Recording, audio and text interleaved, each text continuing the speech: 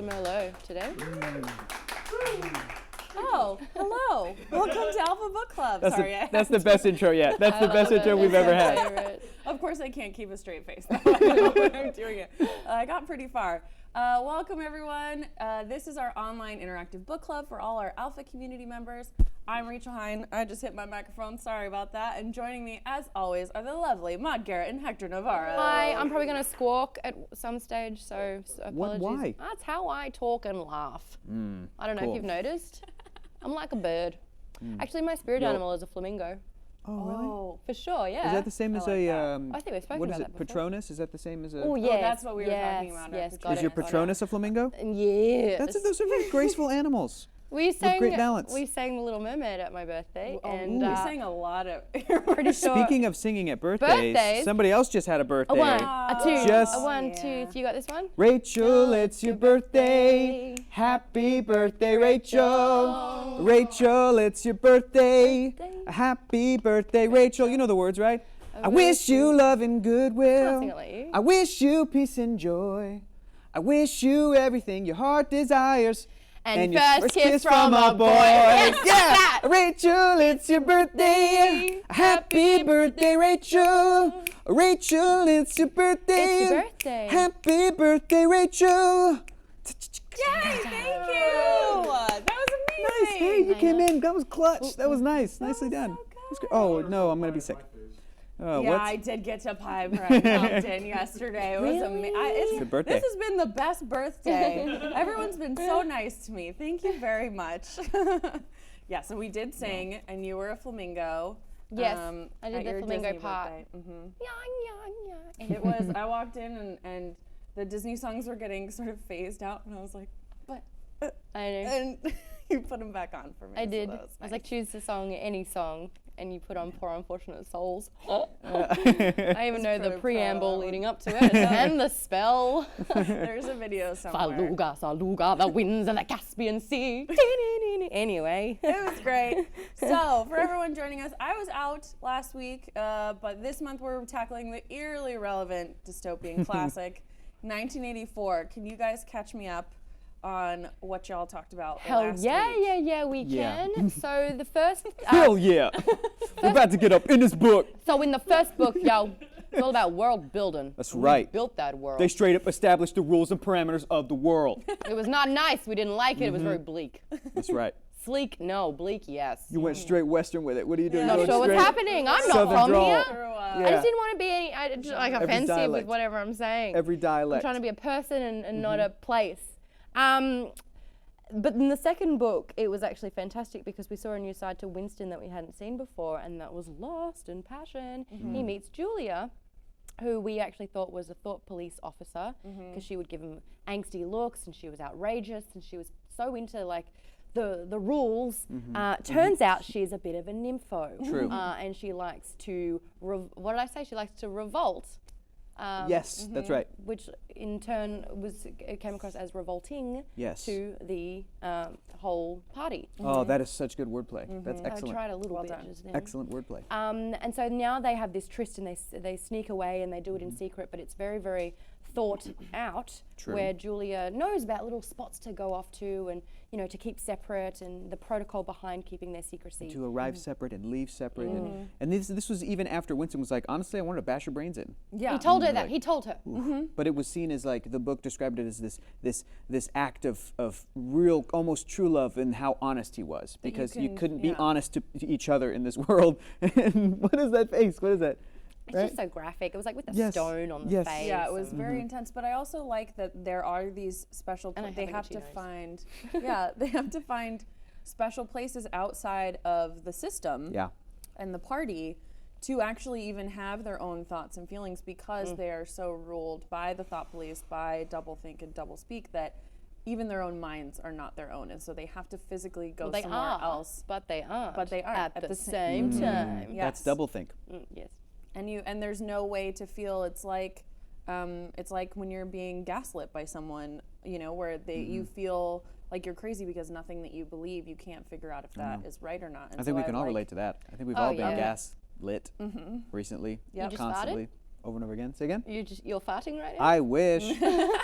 I'd You light claim them it. on fire I'd when claim it. you... Quick shout out to Lauren Duca, who writes for Teen Vogue, who are leading the resistance right now of our own, who wrote the article how the now President of the United States is gaslighting America. It is worth a read no matter what your views are, because it does explain a lot about what gaslighting is, and it's something that a lot of women in particular and a lot of people in Abusive lower, relationships. yeah, and lower rankings in life experience from people of power, which is kind of what this next section is all about as It's well. crazy how much what's happening with politics right now is lining up with 1984. We've all heard about, I've never read it, you guys have read this before, about the effect and the impact that this book has had. And anytime something a little scary happens in any political climate in any country, people always point to, well, this is getting closer to 1984. This is getting close. You know, both sides of any scale or whatever, any side can use that as an argument of, well, I don't like what you're doing because it will remind me of 1984.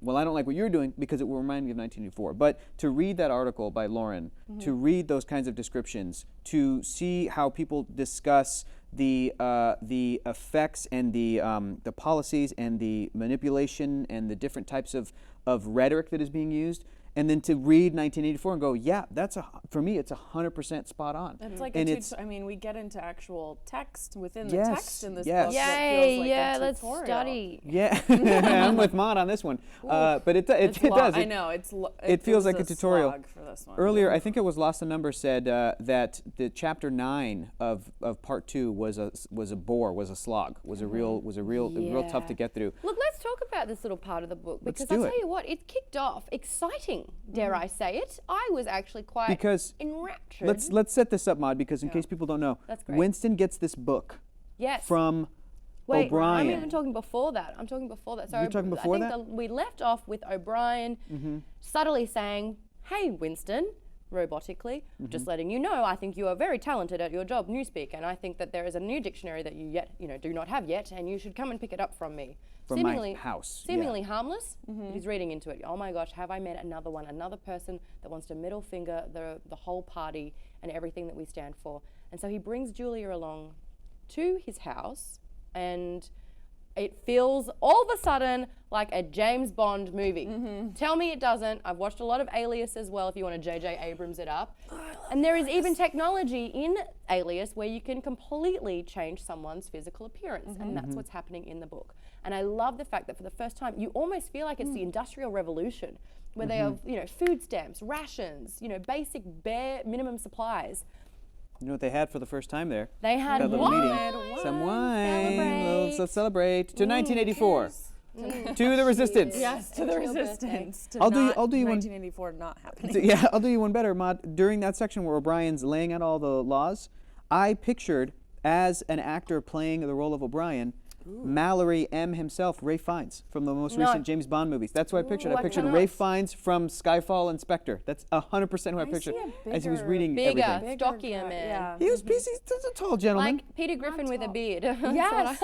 Really? Yeah, I didn't. Oh, I'm sorry, guys. Oh, I'm sorry. Oh, God. I didn't see specifically him, but I was trying to think. I was like some guy with a beard who's built kind of like a brick wall. White shirt, black slacks, bit of a beard and glasses, but stocky. Like he would kind of like, if Daily Bugle. Come on, now I'm talking J. Jonah comics. Jameson. Thank you. If you just kind of slacked off a little bit. I wasn't paying attention. I'm getting drunk. Hey, boop. Okay. J. Jonah Jameson, Perry White. Who are you talking about? Which newspaper mogul from a comic book? J. Jonah Jameson. Right. Thank you. Yes, I But was. if you were bigger, larger. Okay. Yes, but that same kind of thing with the big cigar. He feels a little he feels threatening to me in a sort of do you know imposing way. This is what I thought the same thing, and I was like, why is this guy so intimidating? Because he has knowledge.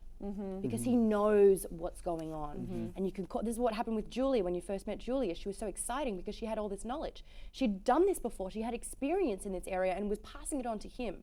And this is what's happening again, where he's like, by the way, there is something bigger than this. I know what's going on. I may not live, until tomorrow to tell you about it, but you need to know that there is more. And I think that is, in this instance, is very, very intimidating. Yeah, it's exciting, and I also think that I would be I keep trying to put, I always try to put myself in the protagonist's So tough. point of view. In And this book. Julia. So I would tough. be, yeah. But I can't imagine living like that and that I would trust anyone I know. to tell them, Were you especially thinking O'Brien. during the O'Brien scene, were you thinking like, this dude's thought police? This is a Yeah. trap. No, I Yes. thought his servant was. I think everyone is. I was, Yeah. and Do you really think that everyone is? Did you pick it? no, I didn't pick Exactly. the end of That's that. the thing. I Yeah. They dangle these carrots where they're like, Psst, this one is. Ha, ha, ha, It's pay not- attention to them. And it's not not at all. them. There's a Yeah. lot of misdirection. Yeah. Yeah. And there is this sort of text within a text where you feel like, okay, I'm in school again. Oh, it was very reading boring. This. It was really. It wasn't just that it was because long. George Orwell has a writing style that is not the most fast-paced. He definitely No. takes his time when he's explaining things, which is fantastic. But in this particular section, it isn't just that it's kind of this slow, methodical 1984 pace, but I also found it to be a little bit repetitive and redundant. It did. I felt yes. like when we're It was going through the rules, exposition when it's- we'd have exposition. Exactly. We've had exposition, and he's talking about how this book, which is supposed to be the book that is helping all of the people that are kind of within the resistance learn about the rules of the Yes, world but as he it's did handed say down. a lot of this he already knew. So Yes. you got it from his perspective, and then you're reading Yes. it going, he was spot on. He was exactly. Yeah. So What if- very repetitive. Go I want ahead. to take it to the chat for a second. Java Book Geek Girl says, I thought one of the most insightful things O'Brien said was, there is no possibility that only perceptible change will happen within our lifetime. We are dead. Our only true life is in the future. It's Yeah. a more realistic view of how change happens. And I think that's very great. bleak. No, Yeah. absolutely. But it's that kind of thing where, and that's another, I feel like that's another parallel to things that are going on right now where it's hard to see the forest for the trees and how far things have or have not come because we want to see that change now. And you do sort of have to think about it in a broader sense of we're laying the groundwork Yeah. and have been laying the groundwork, and it takes generations for Yeah, that you for will never change. see the change happen, but you know that you are, You're a putting part the of brick it. down in the path to get there. You know who did a good job of that? Rogue One. Absolutely. Thank you. That's Absolutely. actually Star yes. Wars is what we're talking about. Star Internet. Wars. Star Wars. That's what we're talking Yeah. about. That's Yeah. interesting that they did pull. Yes, I would agree with that. And that's the sacrifice that, O'Brien really drills into them. And straight away he's asking the big questions. Will you, and this is what actually got to me, and I didn't have my pen, so I'm glad I remembered it. He was like, will you do whatever's necessary? Yes. Will you undertake anything that is asked of you? Yes. Will you throw acid in children's faces? Yes. Will you kill thousands of innocent people? Yes. And then I was like, they're just as bad as what's Yep. happening. Yep. So they're really fighting fire with fire. Yep. But they are they're protecting, or they're trying to strive towards something by being as terrible as what's. Yeah.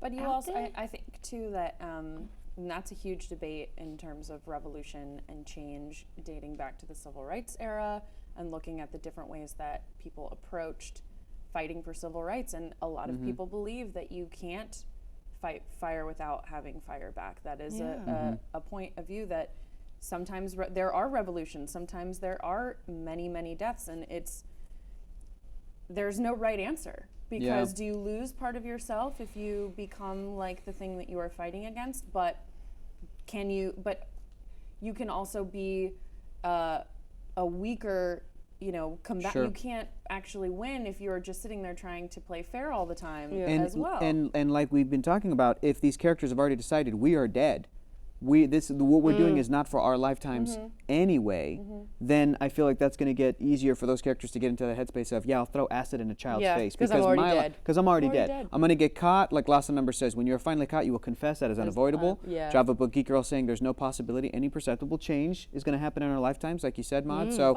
But isn't that also sort of a form of manipulation and brainwashing too? I Yes. mean, that's the main reason that people can, when you look, if we go back to World War II or anything, viewing people, other human beings as lesser than you or as animals, or all of the horrible, horrible, horrible rhetoric that is said when different people are at war, which that section goes into as well, that you dehumanize.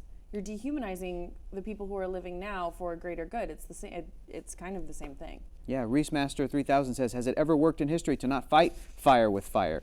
Honestly, the answer to that question is very like Very few times. Some of the most- multi-layered and complex, because you could say we're that always at war, right? yes, I mean, yes, and you could say that people that have had success with like nonviolent means, it's because they were different circumstances that led to that, and then different outcomes because of that. So you could look at any sort of change or revolution or whatever you want to call it and go, well, there was violence in this, and you could look at other things and go, well, there was no violence in this. So it's just kind of depends on your interpretation. I maybe? feel like this war, or like war as a whole, is two parties, two sides, striving for exactly the same thing. Yeah. In this case, will you do terrible, terrible things? Will you die or kill people? Except one side's successful and the other one's yet to be successful. But the it's all success- perspective. parallel, yeah. And it's also, I mean, throughout human history, the other constant besides frequent violence and war, when you look at it in large scale, if we're talking about, obviously there's art and creation and beautiful things and love, but there's also knowledge being used against a people. For a long time, only the clergy could read. Yep. No one knew, you know, so no one knew what was actually going on. Constantine made Christianity the religion to unify his empire, but he wasn't actually Christian. He issued the Edict of Milan to combine all of the different places that he had conquered under one rule. He used religion, he used power, he used that knowledge and the clergy to rule that. And that retain happens power, in Egypt, I mean, But that's throughout happening in the history. book as well, where it's like the knowledge and everything that you know, because the people obviously, you don't know who Big Brother is. You've never actually seen him in the flesh. He doesn't exist. It's only pre-recorded images. It's only only messages that have been scripted. But at the same time, that the people who know Big Brother, they know what's happening in the world, and everyone else is starved of this information. And I think that what really drills into us throughout this entire thing is, if you have nothing else to compare it to, Right. then you can't realize that you're missing out, or it could be better. Right. That is all you know. And so when you have all that information and you only disperse what you want them to know, then you can control them in a way. That brings me. I'm just going to interrupt whatever you're going to do, Maude. Whatever I was you're going to say gonna- one thing super quick. Go for it. When we cheersed before, wow, they've got bony knees sticking out of my jeans, don't they? When we were cheersing before, someone in the comments, forgot who it was, could have been lost in numbers, apologies if it wasn't, said, "To the past." Yeah. And I wanted to bring that up super quickly before we moved on past. to the boring stuff. Yeah. That was exciting how they... that was. I really like that. Before we get to the boring stuff, Oh, you're not there either? I'm not there either. Good. What you just said, Maude, where you skip the boring where you just talked about It's our how we could.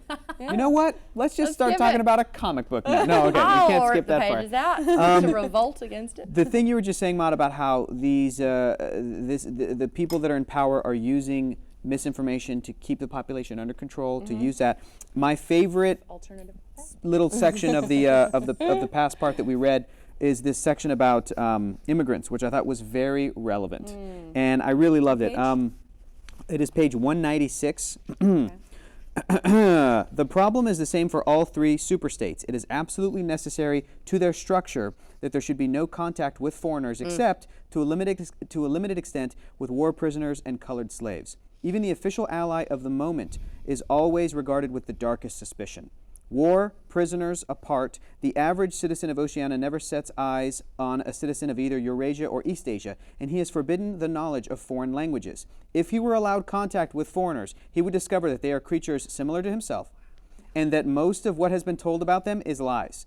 The sealed world in which he lives would be broken, and the fear, hatred, and self-righteousness on which his morale depends might evaporate. It is therefore realized on all sides that however often Persia or Egypt or Java or Ceylon may change hands, the main frontiers must never be crossed by anything except bombs. Wow. So they're containing... Relevant. They're Relevant. containing three different facets of the world. Yeah. Therefore, like, if they could share stories in the common tongue, they would realize the truth. So they're able That to... everyone is, it's censor. just people. It's people, it's families trying to live their lives, being controlled by a government or a party or a religious movement or any other type of major, like, social political system. That's its intent. That is what it is there for. It is to keep the people down. And the thing that they also address in this is that if and I don't know where the section is, but if the lower class and the middle class were to rise up, they can overpower the higher class. But then it starts all over again. There's always the middle class will go to the upper class and just become the new upper class, which is the most depressing, like true Cycle. fact. It is absolutely the most depressing. Once some group who has essentially oppressed or can be oppressed rises to a position of power, that they themselves again will become the oppressors, which I Marxism a agree little with bit. that and disagree with that at the same time. I totally understand that line of thinking of this, we're just stuck in this cyclical thing of shit, but I'm also like, no. Give the people who have been oppressed an opportunity and let's see what happens. Yeah. Let's try it out, because because what we've been doing hasn't been working so far. You know what I mean? Well, like I feel like both can be true. I absolutely agree. I think one of the problems that you see, and people say this about politics, where they're like, well, I wouldn't trust anyone who wants to be a politician to be a politician. I wouldn't trust anyone, because the people who end up getting elevated to that role are not necessarily ones who have been oppressed. They are the ones who can lead. Our Prime Minister basically bought his way into being our Prime Minister. He put $2 million or something into a budget. And what do you know? Yeah. And then You can pay for whatever you want. well, even watching or reading, this would be a fun, it's long, the John Adams biography. But Hamilton. I've been. Nope, that's a different guy. Well, he's in it. Yeah, he is. He's in it. Yeah. I don't know anything about American history. But it's really great because Stannis Baratheon plays Thomas Jefferson, which is pretty funny. I thought that was don't tell me. Keep Paul looking. Giamatti. He plays John Adams. Oh, gotcha.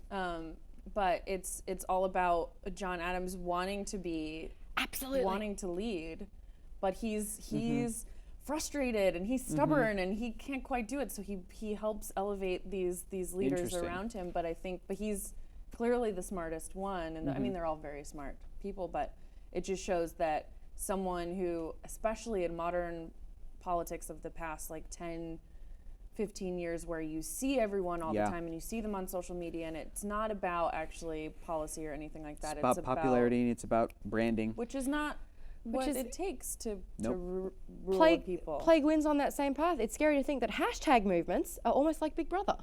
Sure they are. Using, spreading kind of like a message. Hashtag MAGA, make And America great Winston again. says it himself. He goes, it's so nice to read a book where you kind of know what's already in it, but they're just kind of saying exactly what you think. You know, and this is surrounding yourself with like-minded people. It's just like that that's also reminder dangerous. that you're right. Yes, you're right. I believe what you believe. A lot's happening in the chat really quickly though. Where'd you go, Numbers? He said, war never changes. Lost the numbers, which is so true. That is how all the Fallout games start. And Fallout is a post-apocalyptic game where there is basically destruction and radiation and so much war that the whole of Earth is inhabitable, so you've got to live in vaults under the ground and go raiding. And you know what? If there's a book called 2084, and that's what Fallout is, in essence. And Patch says in the comments, hi Patch! Hey my man, he says, absolute power corrupts ... And to that I say, absolutely. I'm just showing off because I'm the blonde of the group and I want to impress people. You don't have to do that. You've got bony knees. You're fine. You're very impressive. Aren't they? Very Boink, impressive. boink, boink. Oh boy. Do you guys think How's that wine? What's that? Oh boy. I need a refresher. Oh. I've been drinking nonstop because I was in Austin. To the past. To the past. To the past. Wait, I'm trying to. Oh, I thought we were cheersing. To the No, past. I'm getting you guys drunk. Because as soon as you lose the past, then you own the future. As soon as you lose the past, you own the Louvre? future. I've been there. It's really Yeah. lovely. Great. To the Louvre. But also a knowledge That's a of the good clink. past history Yes. is so important because Yes. you look at how history repeats itself and I'm trying not to always go back to the election, so I will try not to do that. But there was a lot of people who maybe were too young or not paying attention when a former Green Party candidate ended up messing up an need election. names. Before, Ralph Nader. Ralph Nader. Yeah. In the early 90s? That Late was- 80s, early 90s? Guys, I don't stand 1992? a chance with this. Ross Perot. 2000. Yeah. Guys, 92. imagine living in a 2000 was world Nader. where this doesn't exist in your life. That's what I have. Sorry about that, guys. That sounds awesome. No, it's that sounds great. Yeah. Yeah, Ralph Nader was 2000. Al Gore, George Bush. I Ralph know Nader. Al Gore. But just not having this knowledge that this has happened before. To quote one of my favorite series of all time, all of this has happened before and all of this will happen again, Battlestar Galactica. But So if say we people all. repeat, Don't cry. but all of this happens again because you look at human nature Yes. and the way that these systems come up and then they crumble and they come up and they crumble and it happens again and again. And knowledge of that history and education and reading these books, I think really helps you to Agreed. understand. If you've never read this, when we first started, we were like, well, I feel like I've seen this before because Sure. it's influenced so many things. But if you haven't read it, if you haven't paid attention to what's happened before, if you don't know about systemic oppression, if you Yes. if you're not exposed to other types of people and you aren't able to think and feel and empathize Totally. with other human beings, then you're not going to know when something like this is going to happen again, and then it's too late because you had no Absolutely. knowledge. That's about why. that. That's why young people right now on the internet Dickheads. are dickheads. And when somebody's like, "Hey, I want to punch that Nazi," young people are like, "Well, hang on a second. Maybe don't punch a Nazi." Those young people do not remember the horrors of World War II and the Nazi. That's what it comes down to. It's like you're saying this because you're sheltered, obviously, and because of your experience, and you always but punch. You perspective, always maybe punch they're a like, Nazi. but is there another way to do this? It's not violent because by punching and doing violence, it's fire and fire. But like one's just But like what's a the right, gaseous Yeah. chamber, and one of them Yeah. is bopped really to the because nose. if your life That's an interesting point, Maude. That hasn't been my experience. Is that people aren't trying to go, now wait a minute, don't be violent. They're saying, oh, just because I disagree with you, I'm a Nazi now. It's like, no, because you are in favor of wiping out white supremacy. Exactly. Yeah. That's Actually, where let's that talk comes from. about that because what I found interesting, page 208, was that in principle, membership to these three groups is not hereditary. The child of inner party parents is in theory not born into the inner party. Admission to either branch of the party is by examination taken at the age of 16. Interesting. Quite young. Nor is there any racial discrimination or any marked domination of one province by another. Jews, Negroes, South Americans of pure Indian blood are to be found in the highest ranks of the party, and the administrators of any area are always drawn from the inhabitants of that area. This is a place which is all about oppression but doesn't have racism. If there's a silver lining punched into this asshole, that would be it. But doesn't it though?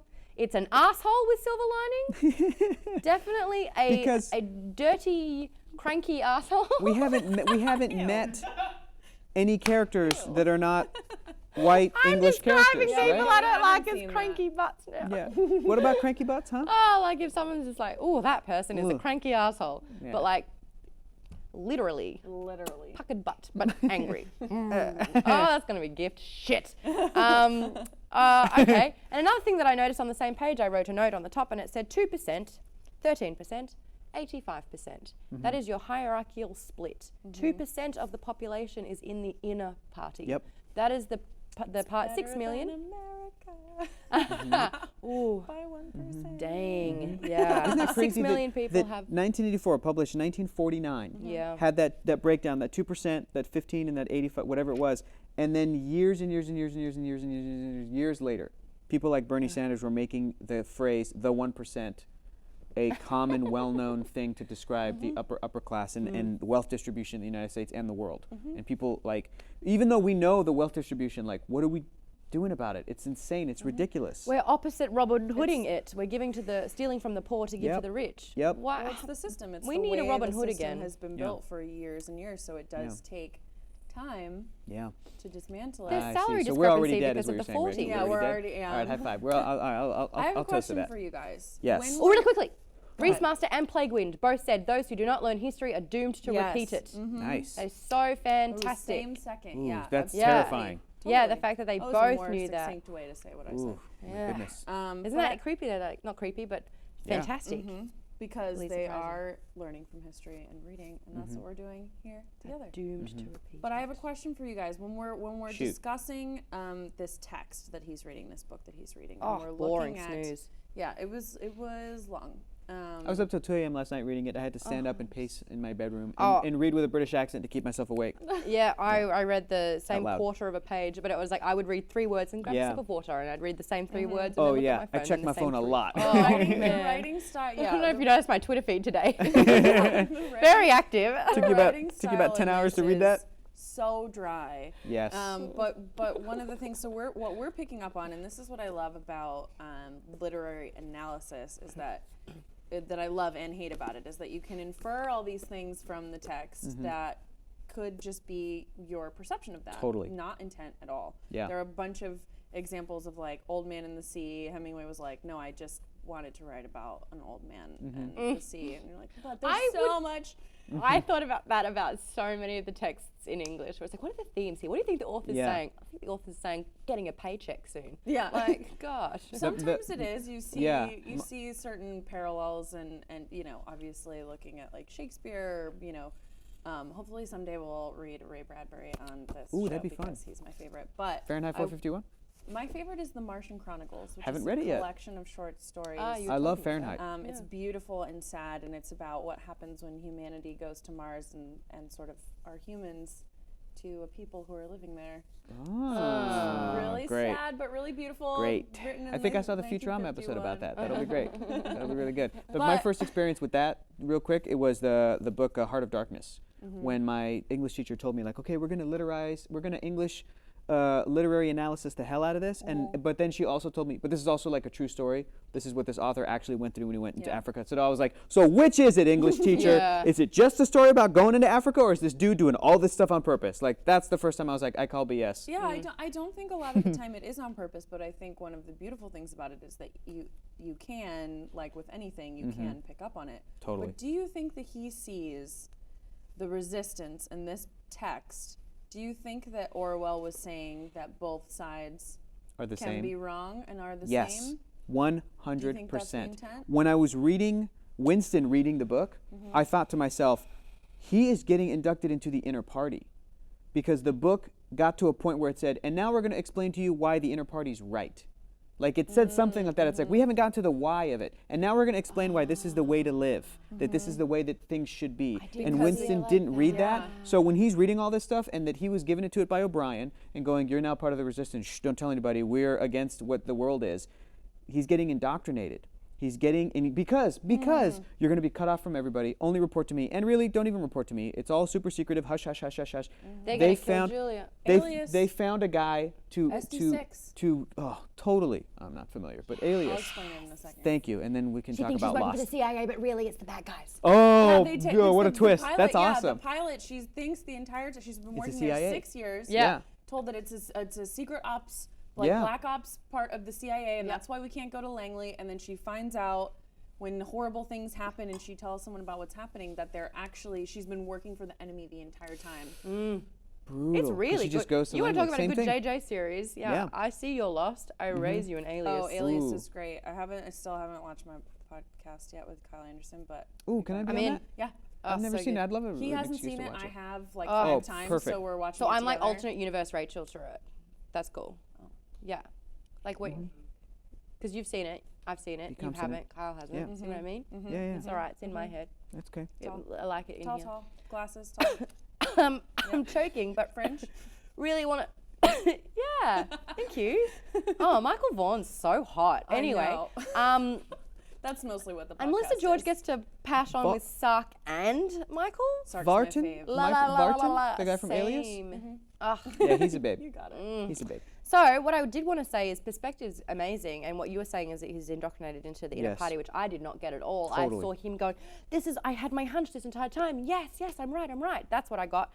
But I also got how lovely it would have been for him to read after his whole life is grueling newspeak over and over again. And the language in this bit of literature, this text, he must have just been like, goo.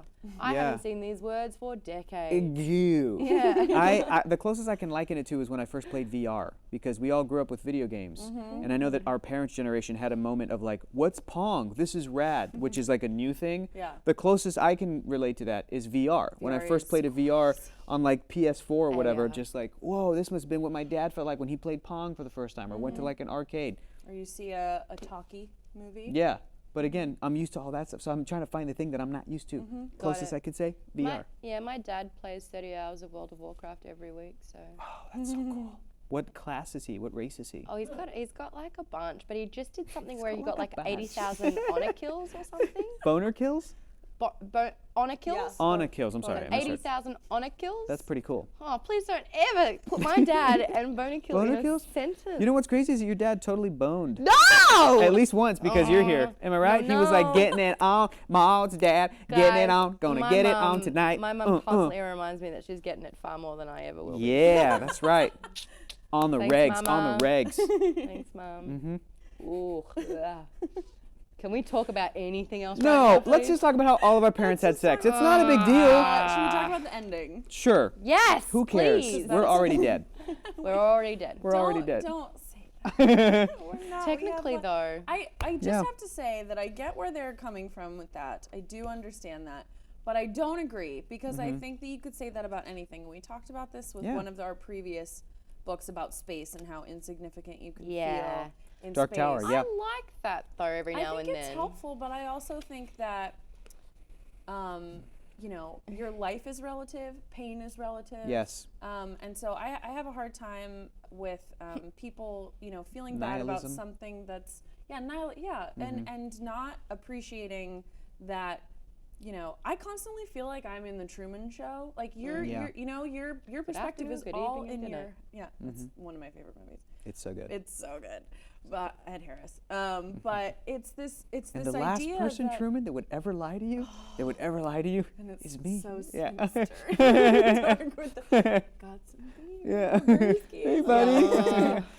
And he's being watched, which ties into this. But it feels like you know, your perspective, the reason that I would immediately like download my brain into a robot, say, or something, and I grapple with like existence in your own kind of consciousness is because that is what your perspective is. No matter what kind of empathy you have, you're seeing everything from your point of view. It's like your own personal movie almost, your entire life. All the thoughts you have when you're alone in your apartment, singing into a hairbrush, dancing with your cats, like all of that.